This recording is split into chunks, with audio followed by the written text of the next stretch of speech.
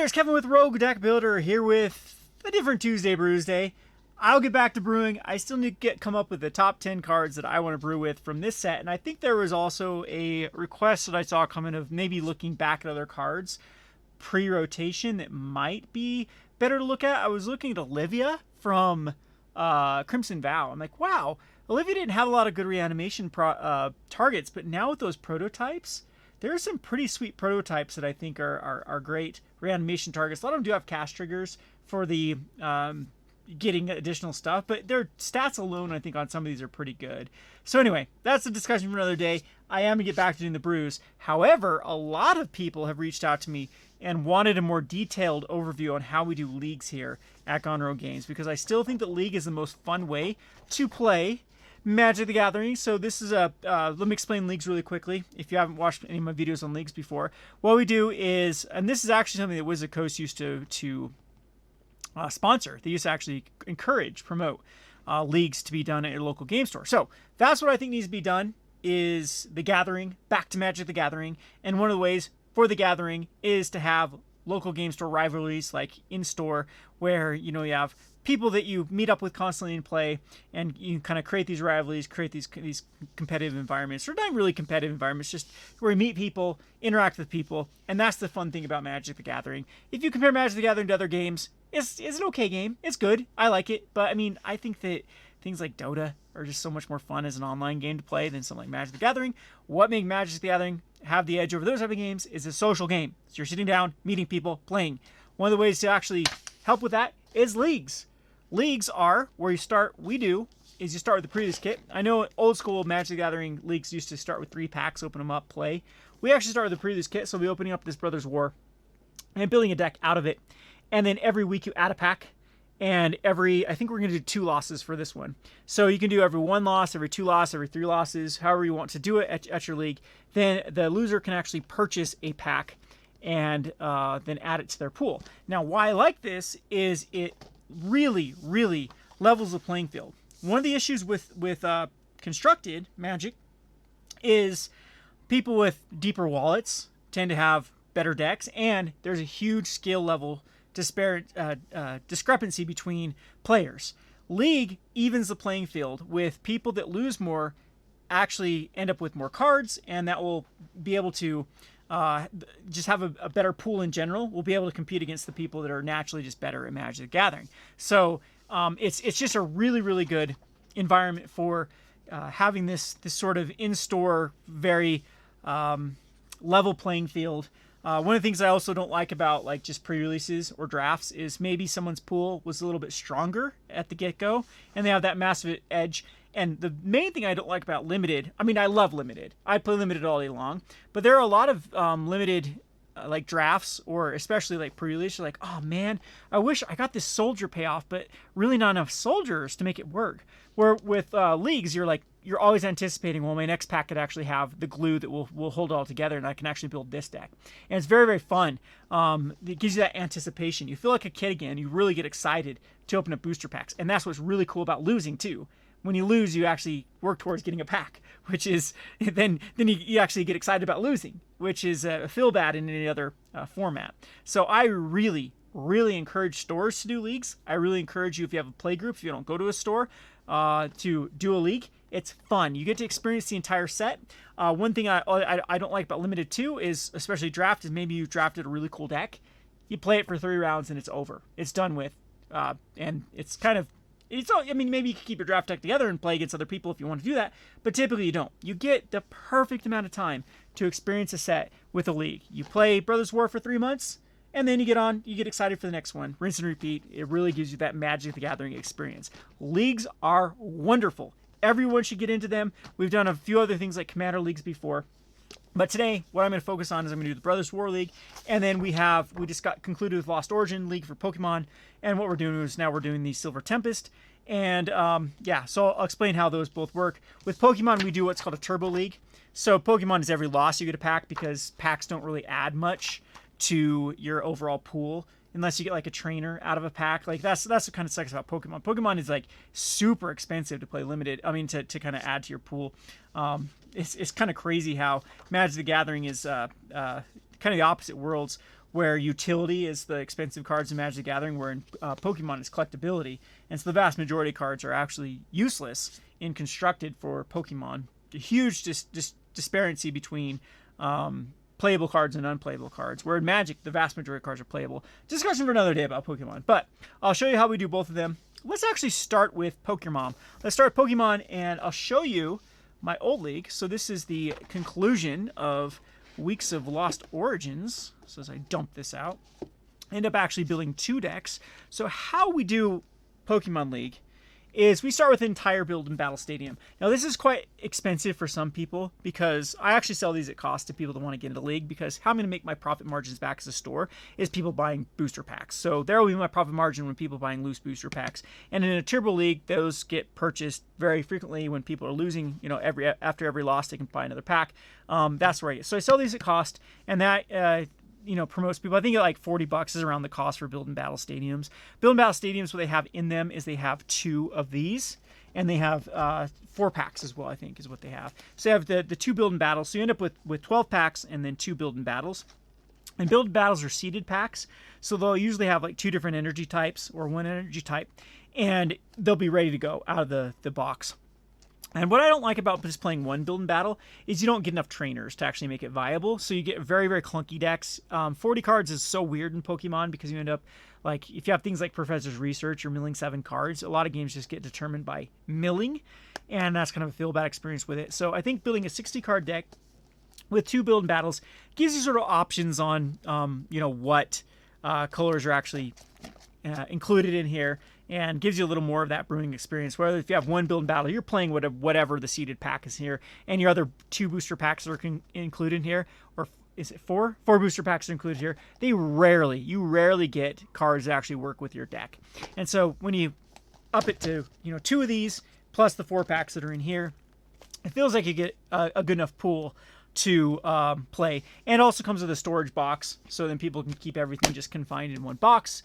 And we usually keep these at the store, so people aren't like cheating and putting. It depends on how competitive you want to get. If there's a lot of prize involved at your local store, then I do highly encourage you keep these locked up so that people aren't messing with their pools. Maybe have people fill out what they have. It depends on how like ultra competitive it can get, or what the prizes of how strict you need to be on people like trying to add additional stuff to them. But anyway, that's how we do it with the Pokemon. And now I'll kind of show you what I ended up with. So in the league, I ended up with quite a few cards. I've actually got rid of anything that was over 4 of, or just unplayable cards. So there actually was a few more cards than things here. But by the end of it, you get quite a bit of collection. And I love this, though, because you feel like a kid again. You feel like you're actually collecting towards something. One of the problems being an adult, especially owning a store, is I have access to everything. And so if I want to build a modern deck, I'm just going to build a modern deck, and it's going to build everything out of it, or even a commander. I don't have to collect. I don't have that anticipation of opening up a booster pack. And so that's what this does now, is it gives you that experience again of I think one of the very most fun parts about Magic the Gathering is the collectible aspect, where you're collecting cards to then add to the cards you already have. And again, being an adult, that's kind of a moot now, because you're accessible to basically whatever we want, or heart's desire. Another thing is just deck building is really, really fun with Magic the Gathering. And I think Constructed takes away that, who builds decks anymore? It's all, net decking has gone even further. When I started Rogue Deck Builder, one of the things was to kind of push against the trying to encourage people to be creative.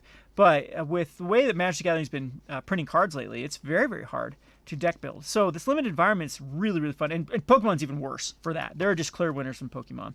So so this is a fun experience. You actually end up with a pretty decent deck at the end of it. Of course, it's not competitive whatsoever. But I end up with here's one of my fighting decks. End up with 2 Aerodactyls, these, which are pretty good. And for a fighting deck. And what's really, really fun about League, especially Pokemon League, is you get to experience cards that you would never experience before in any other environment.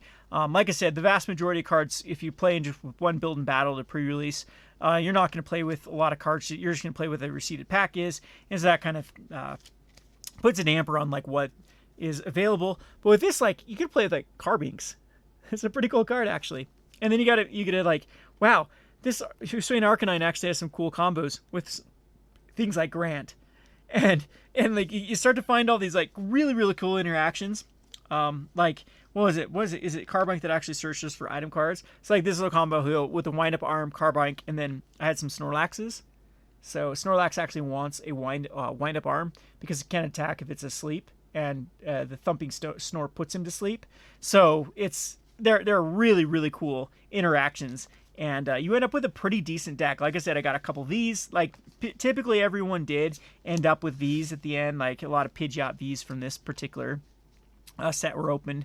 But you do play things like Gilgars and Growlithe and things that would never see the light of day if you were actually playing constructed deck. And again, you're very, very limited if you do open up just one build in battle of what you're actually going to play. So I think the one build in battle is a very miserable experience with Pokemon. That's why I avoided it for a long time. We are having a lot of fun with this Pokemon League though. So like I said, got a ton of excess cards that I never actually didn't get the Machamps to actually go with this guy. Feels bad, man. And then I actually had a Psychic deck. For most of my league, I did play this Psychic deck with the Clefairies. These were fun to play. The good old Clefairies that work together. And the Gengar strategy. That was really, really cool. Spectre Gengar. So this whole deck, what it wanted to do was put damage on my own Pokemon and then move it to my opponent's Pokemon, which is really fun. And like I said, this was just a really, really cool experience to play with cards that you would never, ever, ever play with. Like this Hisuian Zoriak was just such a boss in this league with this Doom Curse ability. I don't know if you see the Doom Curse, that it gives your Pokemon a turn and then they're knocked out unless they retreat them. And it was just a really, really fun, playing with these Specters, playing these like kind of trashers, again, would never, ever see play in any sort of constructed Pokemon. So that was the conclusion. End up with two decks that I would, like I said, end up being like semi-competitive. But I mean, they're definitely better than what we started out with, because the more cards out of the pool, the more stuff we could work with. And, got some Vs I wasn't able to play with. Womp womp. Actually got rid of a bunch out of here earlier because I knew I'd never find the V's, the V stars to go with the V's or whatever. Anyway, so let me show you what I've done with Pokemon with this particular league. As I think it's in door number 1. All right, yep, door number 1 is Pokemon. So I've opened it all up and got some card pool here from the excess cards. And already starting to get a nice little deck going. And so this particular one is going to be another Psychic deck. So open up some Psychic. And it's all about getting this Gardevoir in play, because the Magic Shot actually kills a vast majority of stage 1s and stage 2s in this Silver Tempest League. Got some cool things like this Radiant Alakazam that can move over damage, which can help you knock stuff out. And I did open up a V in one of my packs. So of course, you're going to try to find the energy type that you do with have your V. It's not the most powerful V ever, but it's still a strong V. And I think I had another V in this. So this is going to be a poison slash, we did get another V in the Superior V, which is kind of fun to play. So you can see that this Solar Beam's actually only 120 damage too, so the Gardevoir stage 2 is about as good as that V. But don't know if anyone knows anything about Pokemon. Oh, I'm starting with Pokemon. Probably lost a lot of you.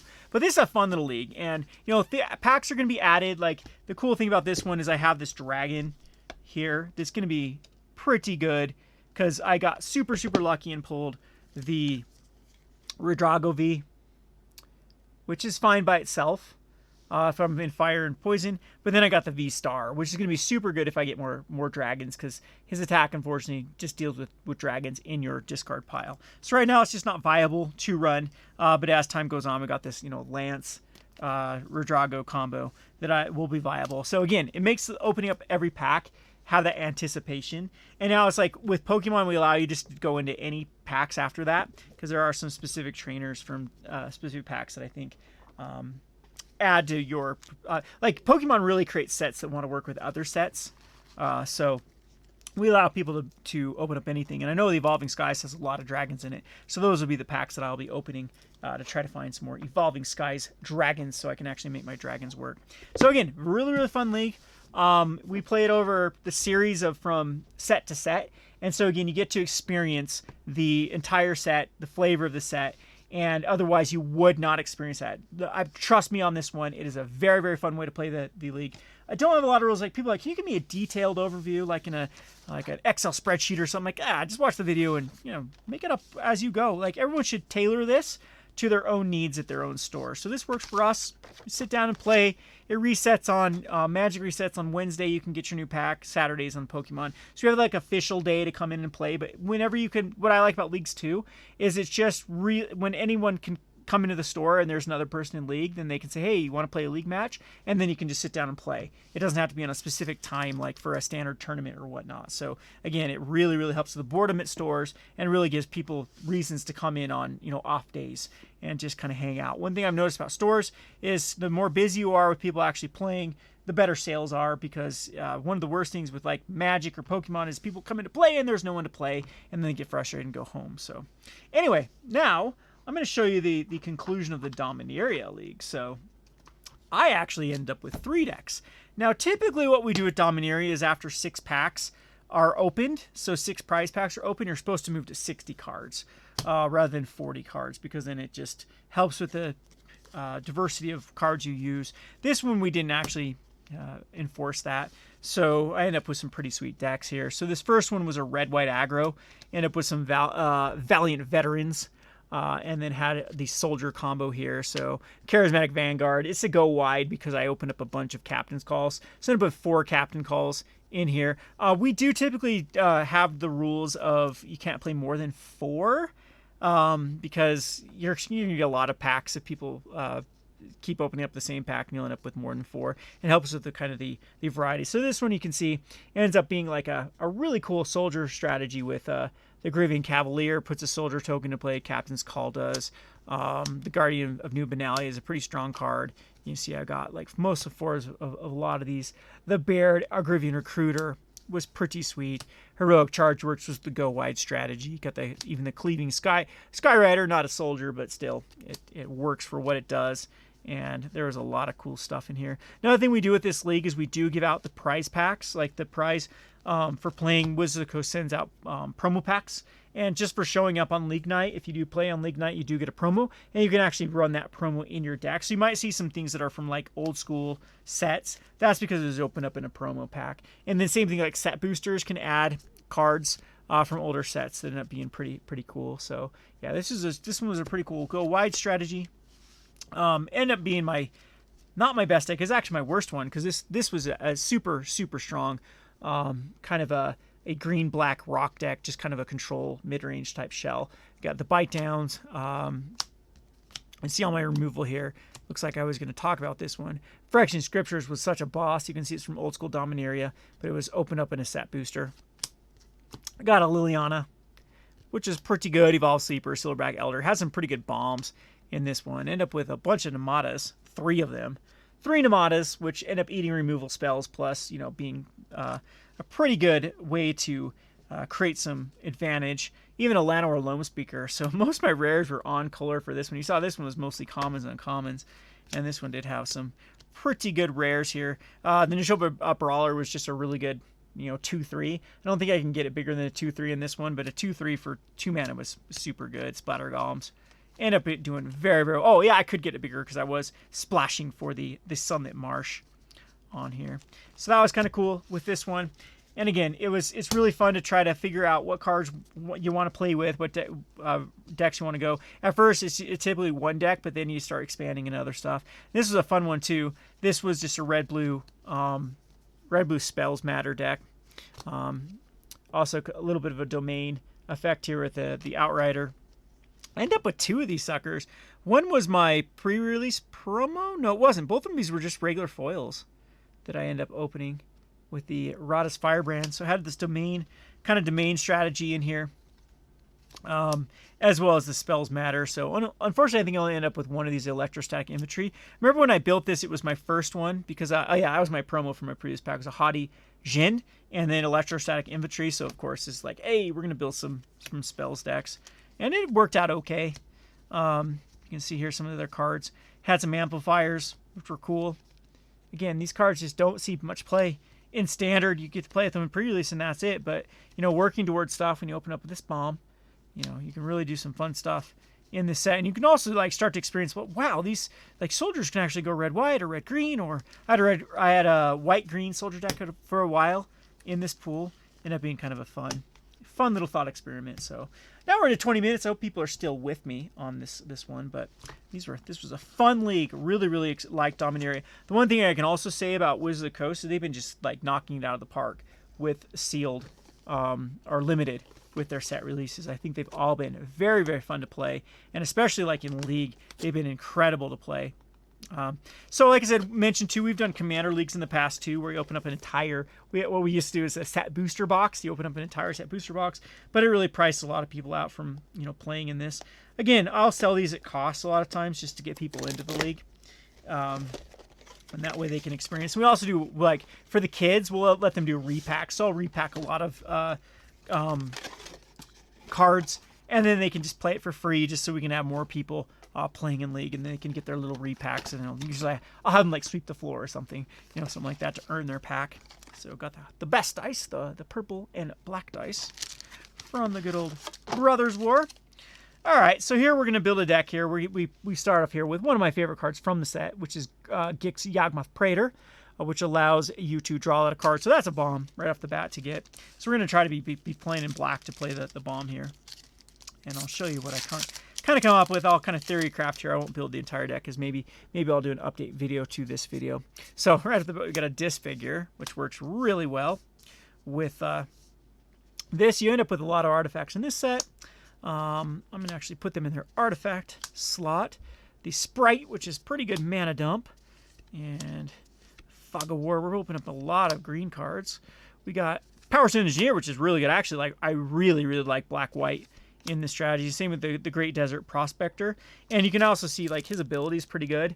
To discard a card, exile top card to target opposing player, you may play lands, and cast spells from among those exile without paying their mana costs. So that's cool with the Praetor, because then the Power Stones actually work with it. So you have two Power Stones that can kind of power it up. So this is all this first pack was just insane. Kind of got an off-centered Ornithopter there. And Obliterating Bolts, that's good for red-black. And a rare is the Titania's Command. So exiling a player's graveyard and getting 1 life is actually super relevant in this format. 2 lands, put them on the battlefield tapped is relevant. Create 2/2 bear tokens and put 2/1 counters on each creature control. It's actually quite a bomb of a card too. And we got a lot of, the problem is like no blue cards. Wow, that pack had 0 blue cards in it, only 2 black cards to go with it. The white's strong, the red's actually pretty decent for this first pack. And we got some red artifacts to work with it. Next pack we have the Recommission, which actually has a lot of good synergy with black. There's our first Curate. Another red card, the Tinkering. Dredging Claw, which is not bad. Not a bad card, but definitely not the best card.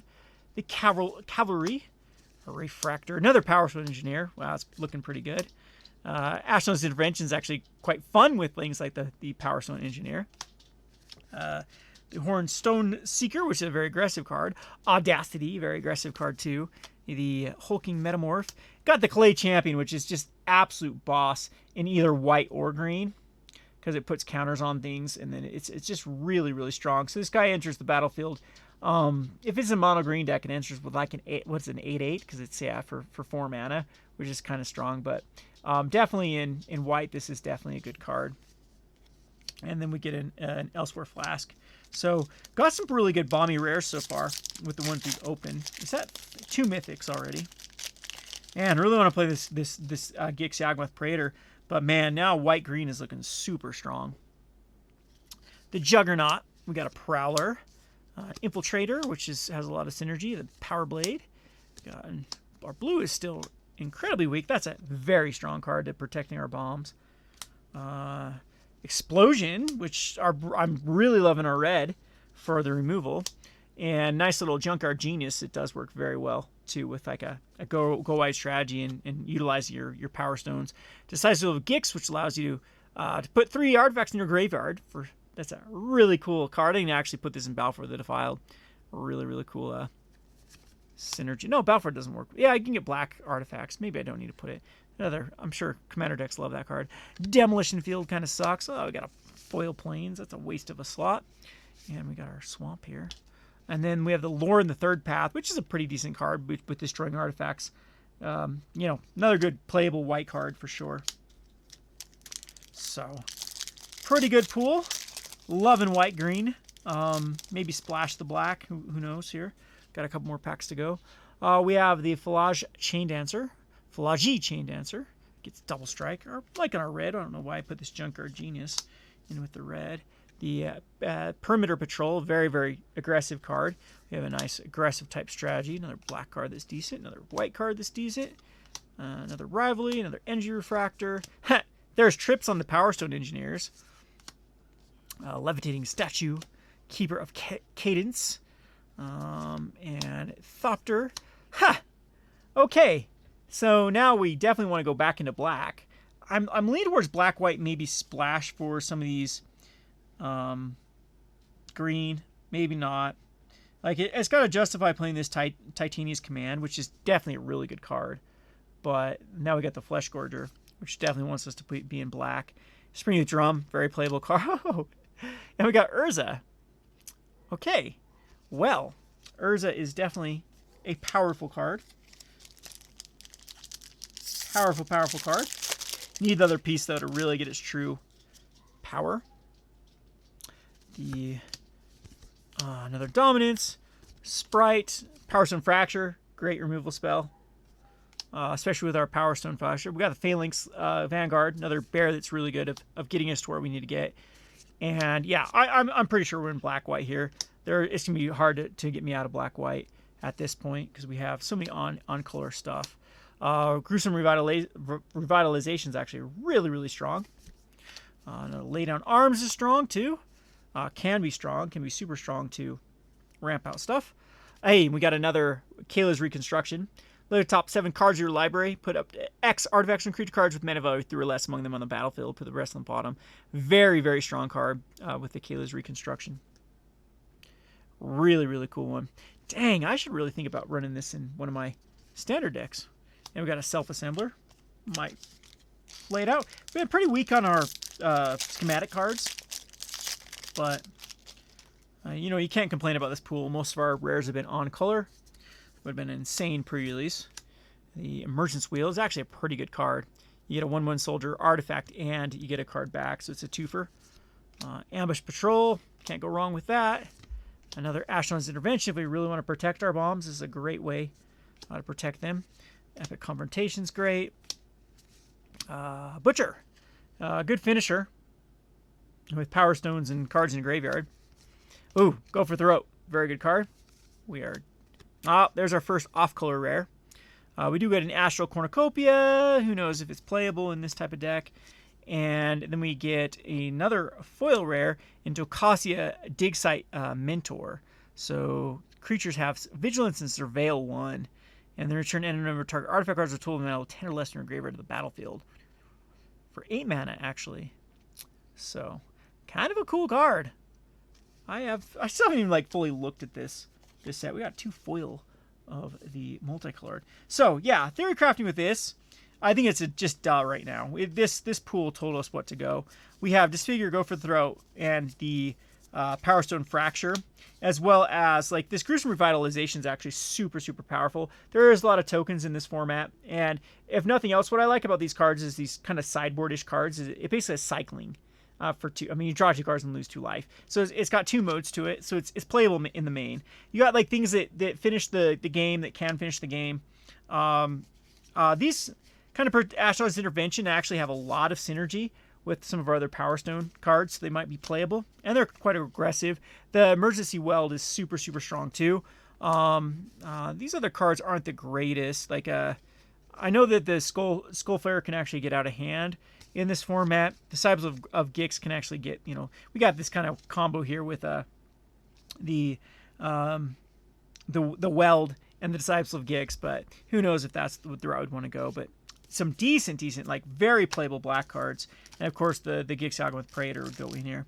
And then back to our artifacts that work with this, we have the things that really stand out. Spring of Drum's a good card.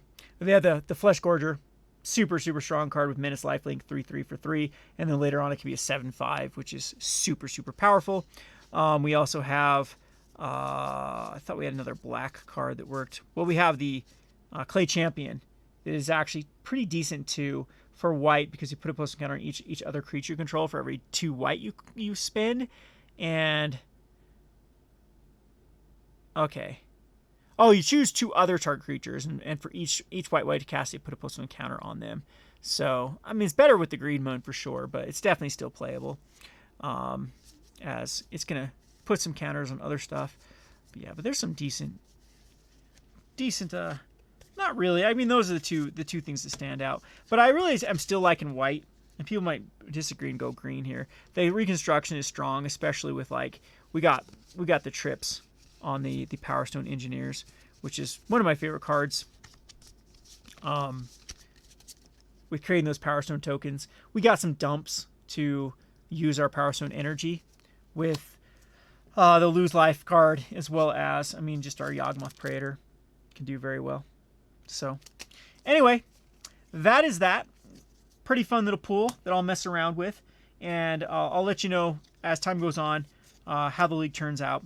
But that's the gist of how we play it. Ended up being a kind of a longer video here. Hope people can bear with me with my kind of rambling, but get involved. That's the one thing I can say is get involved at your local store. If anything needs it now, it's going to be local stores to justify their existence. And things like this is what will help keep stores in business and keep the motivation there. I think we got into the mode where, especially Wizard of the Coast got in the mode where it's like, oh, they just wanted to sell to whales and investors and speculators and crypto bros, and they kind of forgot their base. And doesn't mean the Magic is dead. Doesn't mean the Magic has to die. I think that it's going to take a lot of us kind of grassroots. And that's how even Commander started, is grassroots, to revitalize Magic and bring it back to its core, which is just about going to the store and having fun and playing this, you know, it's like my bowling night. That's why I started a store. I really enjoyed playing Magic the Gathering, meeting people, and I wanted one in my area, so I started a store, and kind of the rest is history here with Conroe Games. And even if you don't have a store, before we had a store here, I would just meet people and like, hey, come play in my basement. Let's go play some games and, you know, have a little game room and meet up for Friday Magic and do things like League and drafts and stuff. So League is great. It's a great way to keep people motivated, fun way to play the game, and yeah, good times to be had. Anyway, this has been Kevin with Conroe Games, Rogue Deck Builder, whatever channel I'm on. Thanks for watching.